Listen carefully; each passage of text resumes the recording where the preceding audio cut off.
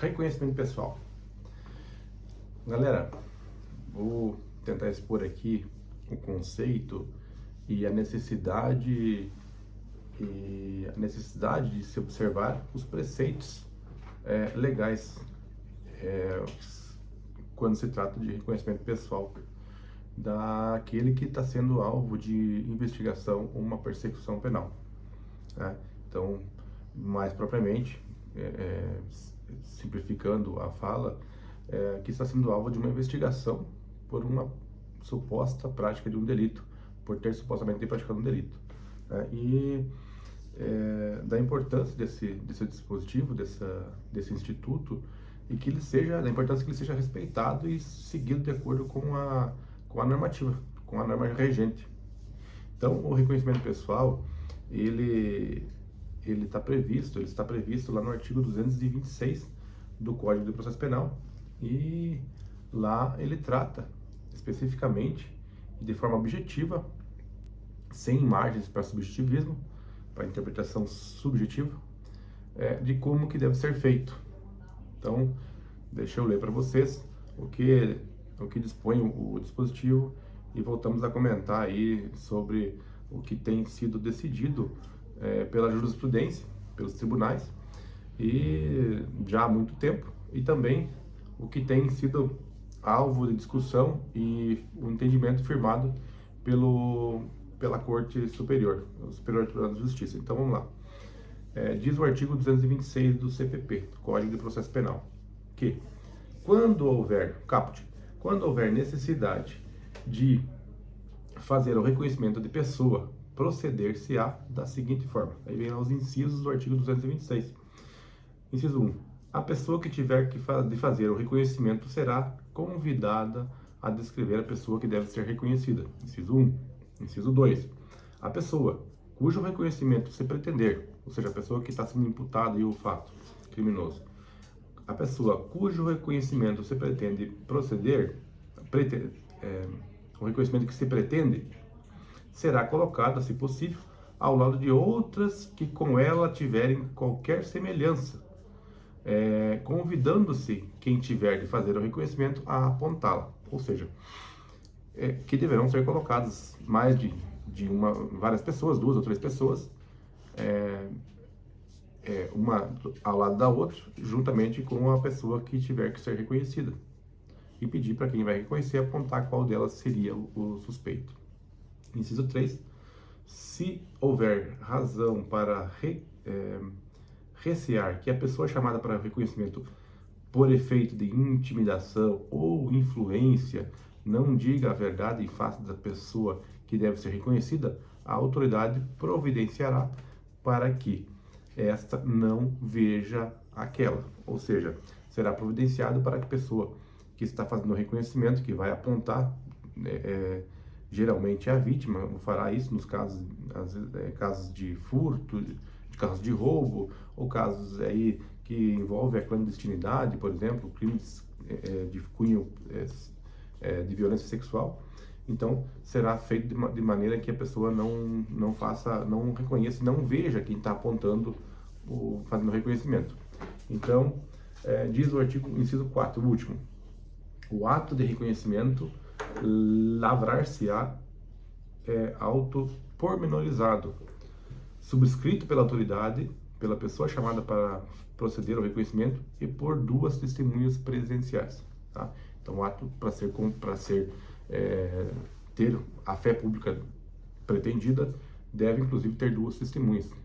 Eu sempre oriento, e quando já chamado logo no flagrante, ou logo que é abordado, logo que é chamado à delegacia, ou se estiver preso, e ainda eu tiver a oportunidade de presenciar ou participar desse ato, eu, como advogado, eu sempre exijo que seja feito dessa forma.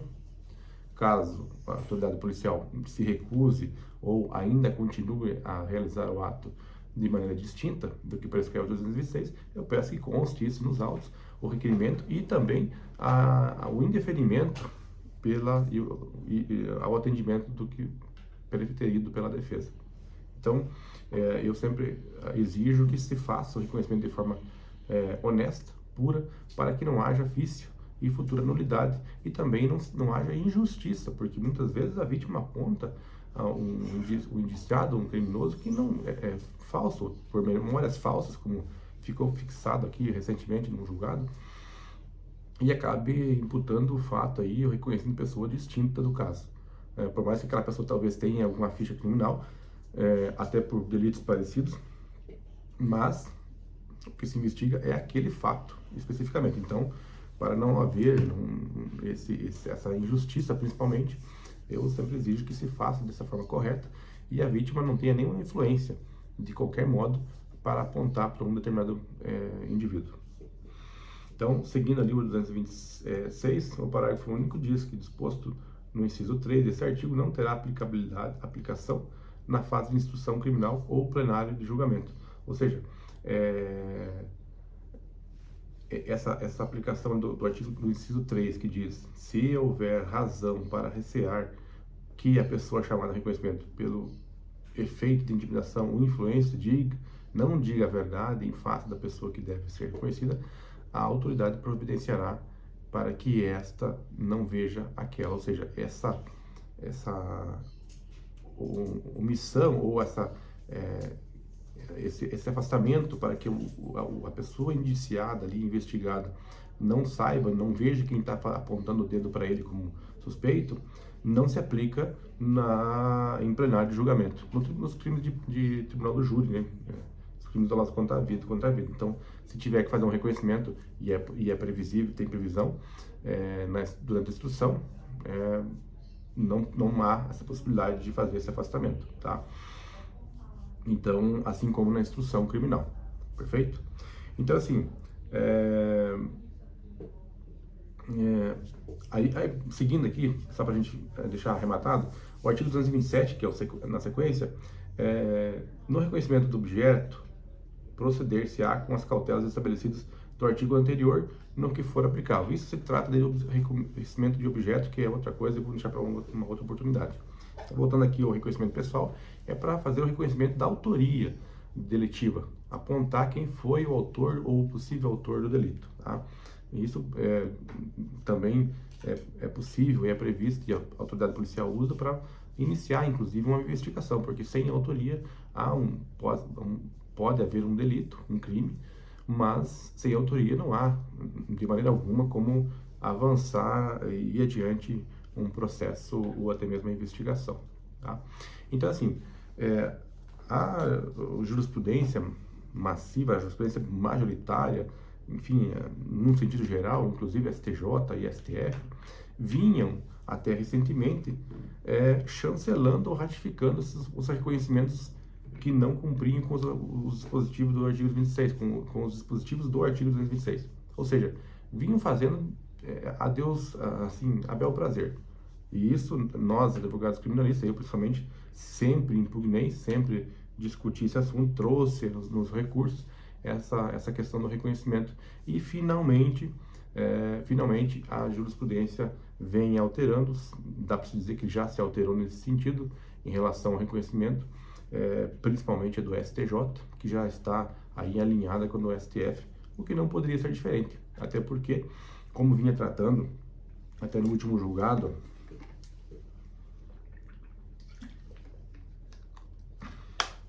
no STJ, não muito distante, o julgado também, proferido pelo STJ, o próprio ministro, quando um dos ministros, o ministro relator,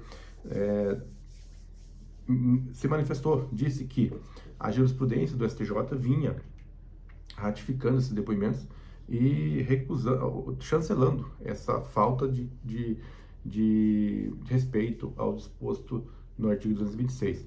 E vinham, assim, dizendo que o reconhecimento por fotografia, desde que ratificado em juízo, ou seja, o reconhecimento por fotografia, do jeito que estavam fazendo, naquela baderna, ou o reconhecimento pessoal, como que era feito, como que comumente é feito pela autoridade policial. O reconhecimento: eu sou alvo de investigação, sou colocado numa sala, ou quando é colocado pessoalmente, coloca numa sala, o indivíduo que vai reconhecer, a vítima ou a testemunha, chega e aponta: é esse daqui o indivíduo? Esse foi o autor do fato? Foi esse. Ou seja, somente uma pessoa.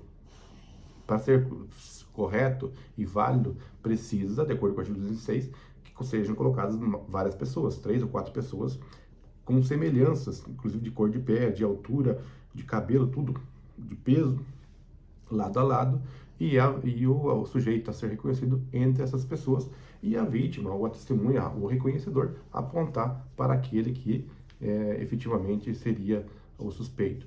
Inclusive a vestimenta. Não poderemos aceitar, ou não pode ser convalidado um ato em que colocado várias pessoas, podem ser até semelhantes, mas outras pessoas, várias, como já vi o caso em si na prática, de colocarem até policiais entre as pessoas para ser reconhecida, inclusive com a uniforme, com a camiseta da Polícia Civil, e bem vestidos, outras pessoas, estagiários que trabalhavam na delegacia, e o indivíduo a ser reconhecido com a roupa de preso. Ou seja, não há nenhuma possibilidade de a vítima, ou o reconhecedor, no caso, não seja a vítima, seja a testemunha, apontar qualquer outro que não seja aquele que está com a camiseta de preso. Jamais apontaria para um policial. Imagine se isso acontecesse. Então, assim, o STJ vinha entendendo que, até recentemente, 2021, salvo engano, o julgado, 2021, HC 629-864 de Santa Catarina, publicado em 5/3/2021. Eles entendiam que a norma regente, o artigo 226, não era mais do que uma recomendação, uma orientação de como se fazer o reconhecimento de pessoas na investigação e até mesmo em juízo, né? Ou seja, não era absoluta, não era uma norma regente ou absoluta que deveria ser seguida à risca. Esse era o entendimento do STJ, e isso bagunçou todos os tribunais. Por exemplo, o nosso tribunal aqui do Paraná, o TJPR, na seara criminal, é muito engessado, muito difícil. Eles reconhecem, eles convalidam todos esses atos. Obviamente que subindo isso para Brasília, para o STJ ou STF, não aguenta um filtro aí do STJ ou até um filtro constitucional. Esses reconhecimentos feitos de forma ali de qualquer jeito. Então, recentemente no HC, temos algo mais recente, o HC 898-193, em que se pacificou, em se alinhar a jurisprudência, foi unânime a decisão, alinharam a jurisprudência no sentido de que por conta dessa instabilidade, para não gerar instabilidade, insegurança nas sentenças judiciais, sentenças condenatórias, o STJ passou aí, o colegiado passou a ter um entendimento diverso do que vinha anteriormente, corrigindo uma instabilidade, uma insegurança, um equívoco ou um abuso, dá para se dizer, em relação à aplicação da lei, da norma penal. Porque o nosso Código Penal, a nossa lei, aqui nós vivemos um Estado democrático de direito, e o nosso procedimento aqui, investigativo, por mais que seja ele inquisitivo, mas o processo, ele em tese, acusatório.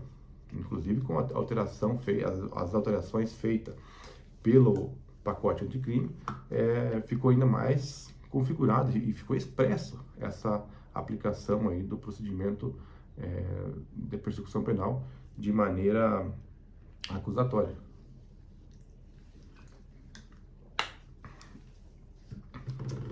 Então, nesse habeas corpus 898-193 de São Paulo, publicado em 10/5/2024, o STJ afirmou o entendimento de que, nesse caso, ele absolveu o indivíduo condenado a uma pena altíssima por ter sido feito o reconhecimento pessoal de forma errônea, de forma diversa do que previsto no artigo 226 do Código de Processo Penal. Portanto, o reconhecimento pessoal deve seguir essa regra estritamente. Pode até ser feito, em últimos casos, por fotografia, desde que ele seja ratificado na própria investigação por seguindo o artigo 226. Então, por fotografia, seria só uma mera indicação de suspeito da autoria. Essa autoria teria que ser em tese, confirmada, convalidada por um reconhecimento pessoal, seguindo os ditames do artigo 226.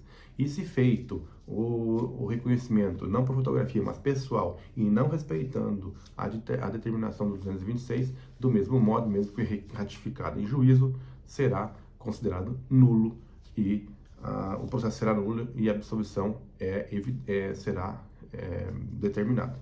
Portanto, gente, o reconhecimento pessoal, caso você se veja numa investigação, eu vejo assim que você, como cidadão, tem o direito de permanecer em silêncio, tem o direito de ficar calado e tem o direito de exigir um advogado para que acompanhe e também tem o direito de se opor, mesmo que esteja sozinho, em relação a um reconhecimento que não siga os ditames do 226.